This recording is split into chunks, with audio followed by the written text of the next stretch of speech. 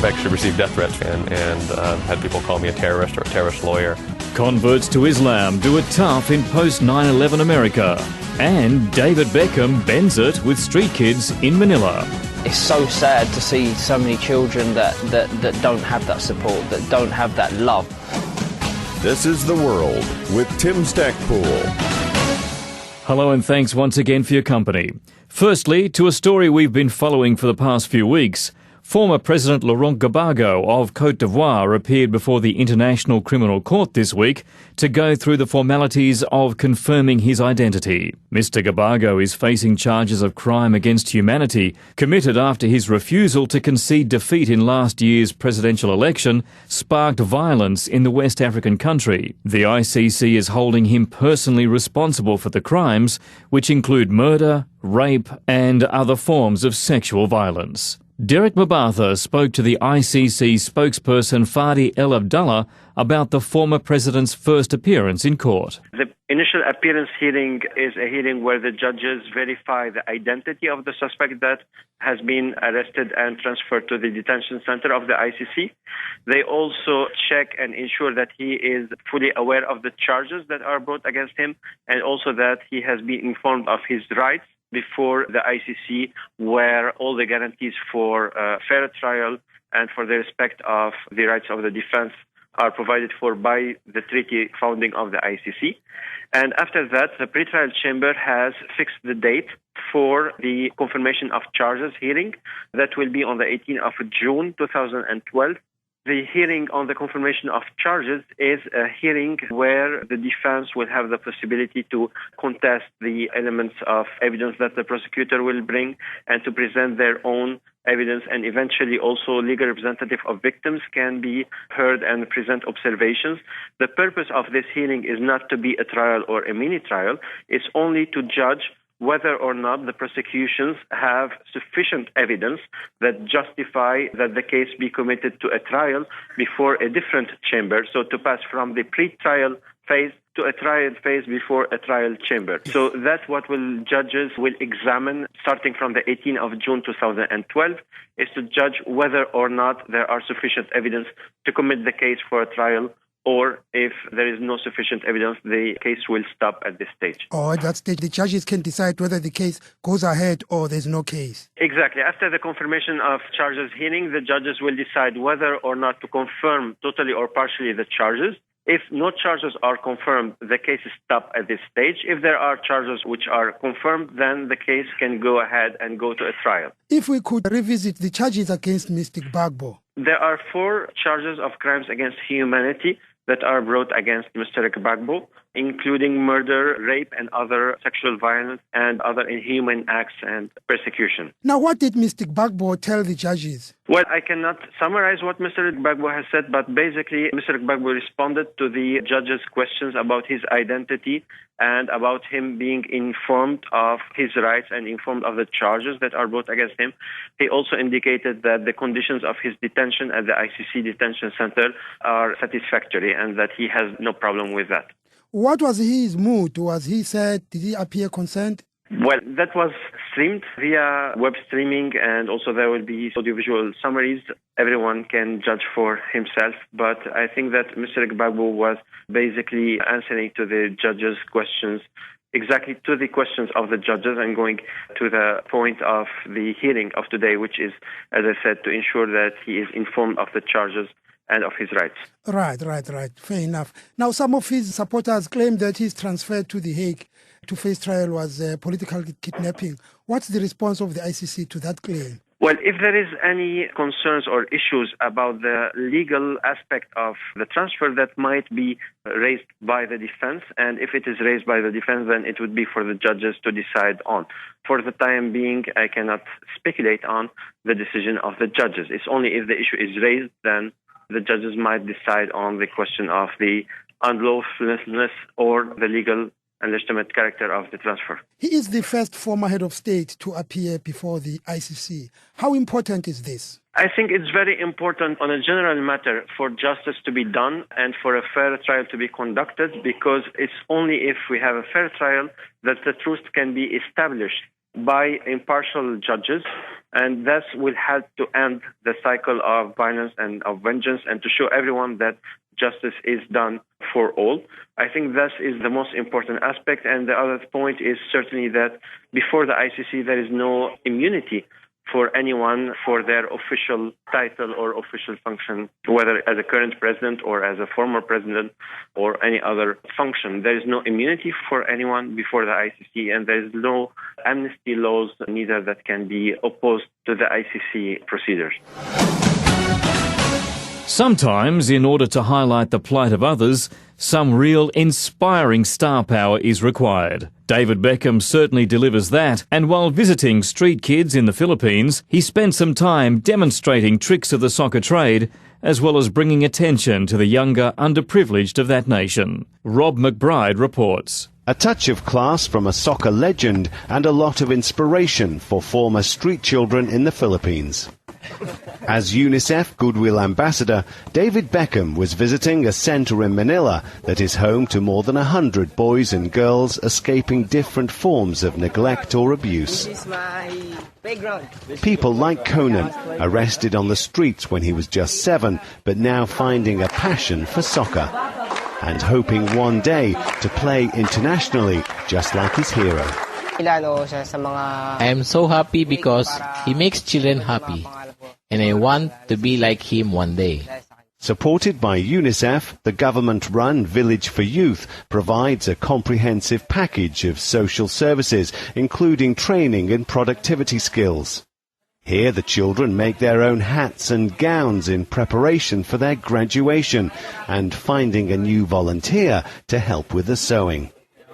It's all aimed at returning the children one day to the kind of loving environment that only a stable home can provide. So I know how important it is. I have 4 children myself, and they depend on me, on me and my wife. So, it's so sad to see so many children that don't have that support, that don't have that love. At traffic intersections in Manila, you see them. Children trying to make an existence for themselves at the extreme margins of society, in danger and vulnerable. It's estimated up to 250,000 children in the Philippines are living and working on the streets, part of a global problem that denies them their basic rights, and that UNICEF is committed to changing by reaching out to these disadvantaged children. Yes, children who are living and working on the streets, they're not able to realize their full rights. They're not simply to be able to enjoy their childhood. They're confronted with violence, the risk and threat of violence, including sexual violence and abuse. But at least at this centre, finding safety, and through sports like soccer, helping turn their lives around. And then I connect the sports to their education. The soccer coach, Jez Landagan, himself a former street child. I am now glad that they too, I can see the changes in their lives. There's so many great people that are doing so much, great work here, and it's a huge responsibility to have children that have come in, that have lost their parents, have been abandoned by their parents, and they're living on the streets. This is somewhere where there's a lot of great people that are working hard, looking after these kids. Children like 12-year-old Shaina, abandoned by her parents and rescued from a life of scavenging on the streets. He's very nice to have taken the time to come and see us, and I hope he has many more blessings and many more victories. David Beckham leaves the Philippines, having won many more friends. Rob McBride with that report. To the US now, where the events of 9/11 still reflect on the national psyche and present challenges for Americans who have converted to Islam since that fateful day in 2001. Prejudice, vilification and outright discrimination is felt by the converts, not just from non-Muslims, but also from those who share their faith. Al Jazeera's Rob Reynolds reports from California. Being Muslim in post-9/11 America isn't always easy. It's especially challenging for Americans who have converted to Islam.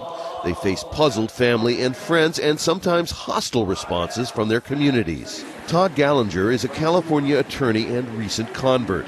Family members accepted his choice, but his marriage broke up and friends stopped calling. I've actually received death threats and had people call me a terrorist or a terrorist lawyer. The harshest response came when he ran for local office. They actually sent out a mailer that had a picture of a Hamas rally on it with a guy wearing a keffiyeh shooting an AK-47 into the air, and that associating that with me with my picture on there too.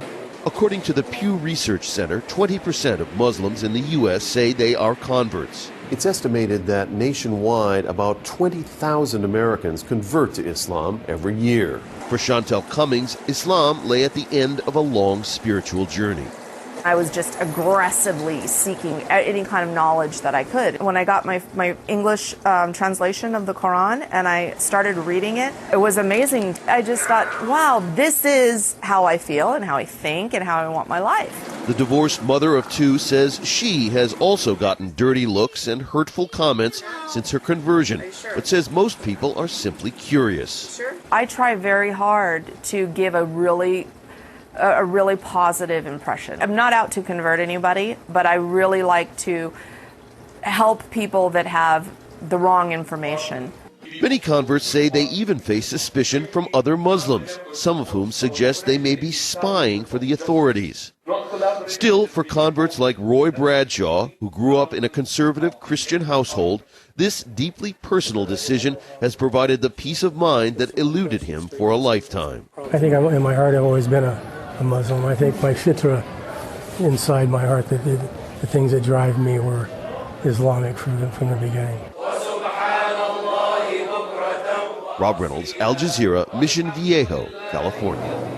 It comes as no surprise that women in developing nations who take care of the family and carry out domestic chores receive no income for their work. But this role also limits them from accessing other sources of income. Alternatively, they might have the chance to do odd jobs or depend on precarious forms of employment. That's according to Nailia Kabir, author of a report on women in developing countries. At a global forum in Austria, she told Tina Micklethwaite that these are just some of the reasons why men and women face different consequences of poverty and social exclusion. In most societies, not just Asian ones, we know that women are assigned primary responsibility for the unpaid work of caring for the family, looking after the household, doing the domestic chores. So that in itself means that their ability to earn a livelihood is already constrained by these prior responsibilities. Added to that, most societies, not just in Asia, but many other parts of the world, have inheritance practices that do not recognize women's right to property or recognize them at a much inferior level to that of men. States and civil society, trade unions, etc., often reinforce these inequalities by assuming that this is the only way society can be organized, by premising their actions on the idea that there is only one breadwinner and that he is male, despite the fact that, especially amongst the poor, women have to work as well. So what you've got is, women entering the economy, the marketplace, on much more disadvantaged terms, with less education, perhaps less well-fed, with the burden of having to look after the household, with responsibilities for caring for the children, and then facing very discriminatory structures in the labour market. And vulnerability, if you are dependent, because you cannot earn a living wage through your own efforts, you are dependent on a male breadwinner who is not always very reliable. If the only kind of jobs you can get are in the informal economy where there's a certain degree of flexibility, then your actual access to the basic means of meeting your needs is much more precarious than that of men. You pointed out the economic potential of social protection for women, and I wonder if you could give me an example of that. Well, a very popular instrument of social protection right now are cash transfers of various kinds. Very often they are tied to women's responsibilities for children. So they may be unconditional cash transfers, as in South Africa, the child support grant, or they may be conditional transfers where you give money to the mother on condition she makes sure that the child gets taken to be weighed up or goes to school and so on. Well, what we're finding across the world is even though these sums of money are extremely small, the objective of getting children into school or into health clinics, etc., is being met. But a along with that, some of that transfer is being used in productive ways. So even out of these small assets, women are investing them in the kind of assets that they can control, small livestock, working capital, enterprise, or into training themselves, perhaps to join the labour markets. Naelia Kabir ending that report by Tina Micklethwaite. This is The World with Tim Stackpool. Across to the Middle East now, where a resolution condemning what has been called the continued widespread, systematic and gross violation of human rights by the Syrian authorities has been passed by the UN Human Rights Council in Geneva. The UN says 4,000 people, including 307 children, have been killed since pro-democracy protests began earlier this year. The UN resolution tells the people of Syria that the world will not ignore the violence that is being perpetrated against them. Nikki Chadwick reports. The death toll in Syria's 9-month uprising is believed to be much more than 4,000, including 307 children. Today, Navi Pillay, the UN High Commissioner for Human Rights, called on the international community to take urgent action to protect the Syrian people. The Syrian authorities continue ruthless repression, which, if not stopped now, can drive the country into a full-fledged civil war. In light of the manifest failure of the Syrian authorities to protect their citizens, the international community needs to take urgent and effective measures to protect the Syrian people. The United Nations Secretary General has urged the international community to act as one and take action in a collective and decisive manner to protect the Syrian people against the violations of their human rights and fundamental freedoms. A report by an independent commission of inquiry, which was released on Monday, contains allegations of murder, violations of children's rights and sexual assaults. The panel says it interviewed more than 220 victims, witnesses and army defectors to investigate alleged human rights violations from September onwards. Paulo Pinheiro, chairperson of the commission, says that the unrest has directly affected the lives of as many as 3 million Syrians. He said the government must put an immediate end to the ongoing gross human rights violations and allow human rights observers into the country. The extreme suffering of the population inside and outside Syria must be addressed as a matter of urgency. Victims expected nothing less from the United Nations and its member states. Meanwhile, the Syrian ambassador to the UN in Geneva, Faisal Kabaz Hamoui, said that the international community is trying to put more oil on the fire of Syria's unrest and should leave the country to solve its problems by itself. The Syrian problem is one that can be resolved only by Syrians. It's only a domestic national solution that is possible. It is a solution that certainly cannot be imported from countries who simply wish to see Syria with more problems. The solution cannot come from the corridors of the international community. It is only through resolutions that are simply trying to put more oil on the fire. While some members of the Human Rights Council, including Russia, agreed that Syria should be left to deal with its own problems, the US ambassador to the UN, Eileen Chamberlain, vehemently disagreed. Our message is firm and clear. To the people of Syria, the world stands by you, and we will not ignore your plight in the face of ongoing violence. To the Syrian government, the time has come to end the flagrant violations of the human rights of your people and to step aside so that Syria can transition peacefully and democratically. Nikki Chadwick in Geneva with that report. Still with the UN and to a story that is heartbreaking to tell. The Central African Republic is one of the worst countries that use children as soldiers. Radhika Kumaraswamy, the Secretary-General's Special Representative for Children and Armed Conflict, has just returned from a mission to the country. She says the problem is exacerbated by the existence of a number of vigilante groups, as the country's small army is not able to deploy throughout the country. Ms. Kumaraswamy spoke to me about her visit.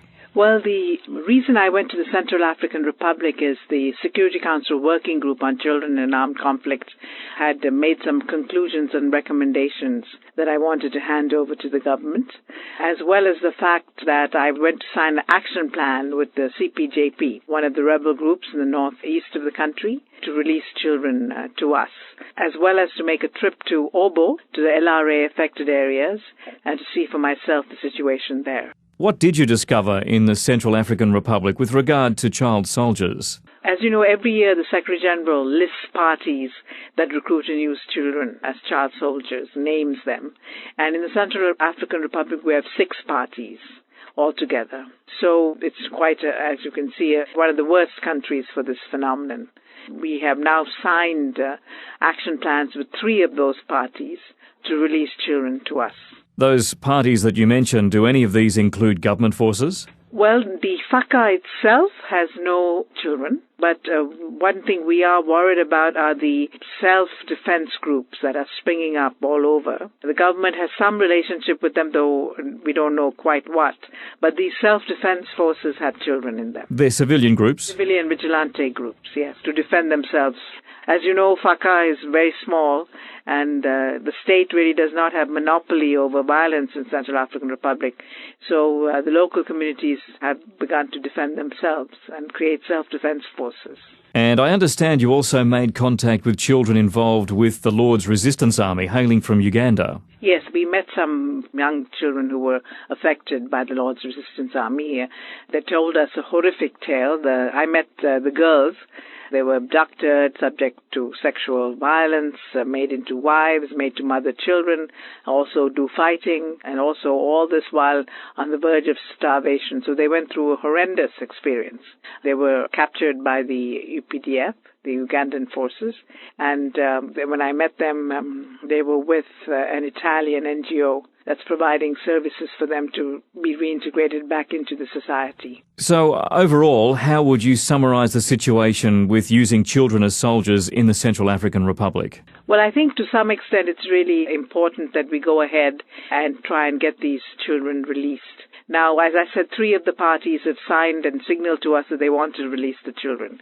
So the clue to the future really is how we put together successful reintegration and rehabilitation programs for these children, make sure that they're not re-recruited or that they can easily get back into society. It looks like the rebel groups are ready to hand over the children. Now what's needed is to reintegrate them back into society. And what about the other groups, the 3 groups that have not made any type of commitment? Well, we've begun discussions with them, and we hope we can move forward with regard to that.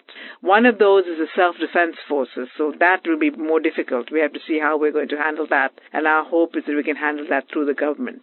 Radhika Kumaraswamy, the Secretary-General's Special Representative for Children and Armed Conflict, bringing us up to date with the prevalence of child soldiers in the Central African Republic. And finally, an estimated 1 billion people, that's a 1/7 of the world's population, have been on the move this year. That's according to an annual report by the International Organization for Migration. But unfortunately, an increasing number of these migrants are being forced to use illegal methods to migrate. Because of stricter border control, many end up in the hands of people traffickers. Jerome Longi asked the IOM Director General William Swing why migrants are finding it more difficult to travel. We have a kind of a paradoxical situation in the migrant world today.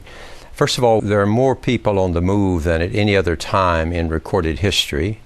About 215 million international and 740 million domestic migrants moving within their own territory. So it means, given the current count of 7 billion people in the world, about 1 out of every 7 people is on the move. Now, numerically, that's more than any other time, although percentage-wise it's still about 3%. So you would think at a time like this that migration would be something that is very welcome. And in point of fact, the cruel irony is that more and more governments are turning inward. Borders are being closed, visa regimes are being tightened, and there's less and less opportunity for migration to occur on a legal basis. So a lot of people are being pushed into the hands of traffickers. We at IOM believe that a major part of the problem is miscommunication or non-communication about the contributions that migrants make. So this is the purpose for our 60th anniversary edition of the World Migration Report, to talk about how do we communicate about migration and migrants. So the report calls for public discussion. What do you mean by public discussion? Well, several things. First of all, we think that governments need to show the political courage to explain to the population why in today's world, when you have an aging, developed world and a youthful, developing world, the push-pull factors are clear. Why are we not explaining that to our public so they accept it? And one of the important points here is that the very composition and nature of the nation state is now changing before our eyes, but we are not doing an adequate job, including my organization, of explaining the inevitability of large-scale migration, the importance of preparing for it, and the desirability of it. So is it a call for responsibility or a call for help? I'm talking about sharing responsibility together, to talk about the reality of migration as a necessary and inevitable part of today's life, and the desirability of it if we learn to manage it properly. Part of the problem is finding a formula whereby people understand that national sovereignty is respected as to who enters a country. At the same time, we respect individual rights, including the oldest poverty reduction strategy, which is to move when one has the need to move. Do you think that the media are not doing enough today regarding migration? I think we have a responsibility to do a better job of informing the media so that they have the full story. It's obviously very dramatic when you have a boat of irregular migrants arrive somewhere. That is the headline story. It's much more difficult to make headlines out of migrants who are contributing, for example, and are probably paying as much in taxes as they're sending home in remittances. That's not an interesting story, and we have to find a way to help the media to give the full story and get rid of the stereotypes. And what about the new social media? Do you think they can help also? Absolutely. Today, we live in a digital world. It's a digital revolution. You have now, in contrast to the year 2000, you had 390 million people connected to the internet. Today, it's approaching 2 billion. You've got probably 250 billion emails sent on a regular basis. You have, 800 million subscribers to Facebook and a similar amount to Twitter. So obviously they have a major role to play, and we have to find a way to give them the fuller picture. That's William Swing, head of the International Organization for Migration. And that is The World for this week. If you want to learn more about the program or wish to make a contribution to the show, then please visit us at www.theworldradioshow.com. The World is committed to bringing you stories that affect the people of our planet, either on a mass or individual scale, and we hope to do so with balance and integrity. As always, we welcome your comments and your suggestions, so please do keep in touch at www.theworldradioshow.com. The program is produced and compiled by Tim Stackpool, and I look forward to your company next time. Until then, bye for now.